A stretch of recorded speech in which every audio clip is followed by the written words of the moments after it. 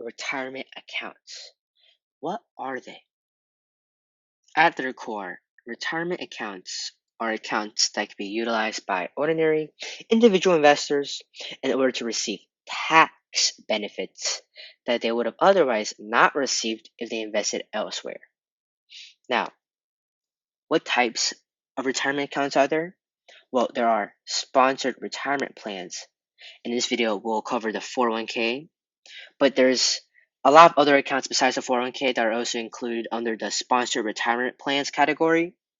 And number two, there are IRAs. And IRAs stand for individual retirement accounts. Now, each of these accounts, the sponsored retirement plans and the IRA, can receive tax benefits through one of two ways, either the traditional or the Roth. And we'll cover these shortly. Or to learn about these retirement accounts, we first have to understand what is a contribution. Contributions are basically sums that are invested in this account or any of these accounts from the account holder or employee's income. And this portion may include the employer match, but for now, there's a lot of measurements or a lot of limits set out by the IRS, which really just focus on the sums invested from the employee or account holder's income, which we'll focus on the next slide. Now, what is an IRA? Individual retirement accounts can be opened up by anyone who makes ordinary income. And this basically means that it just has to be income that's taxed at the ordinary income tax rate. And that's it. Now, the main appeal about IRAs is that there's a lot less restrictions on what can be invested. So you can invest in a lot of individual stocks or mutual funds if you invest through the IRA, in contrast to a lot of investment restrictions if you invested through a 401k.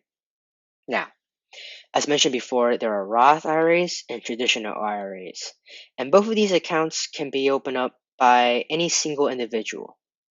Now, as I referred to earlier, contributions also have a cap, and this exists for all types of retirement accounts. But this cap only concerns the amounts that are invested from the employee's income.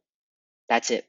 Now, this account has an annual contribution cap of $6,000 per year. And this limit will jump up to $7,000 for individuals that are 50 years old or older through the catch-up phase. And the catch-up phase basically just helps older individuals accumulate more savings before retirement. Now, when I refer to this contribution cap of $6,000, let's say you're an account holder at 30 years old. This $6,000 is just the total amount of contributions they can commit to both the Roth and the traditional. So if you wanted, in any year, you could put $3,000 right here in the Roth, and you can put $3,000 in the traditional.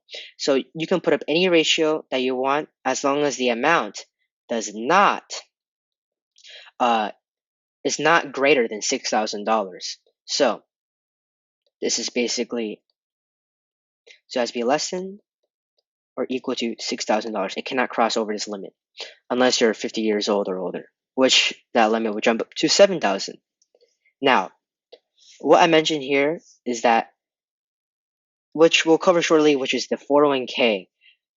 In this case, let's take an example of an account holder called Phil. And Phil works for a company. However, if Phil opens up an IRA, his company has nothing to do with it. So although Phil's ordinary income comes from the salary at his company has no involvement of any decisions or whatever Phil wants to do. Whatever Phil wants to do, he can do.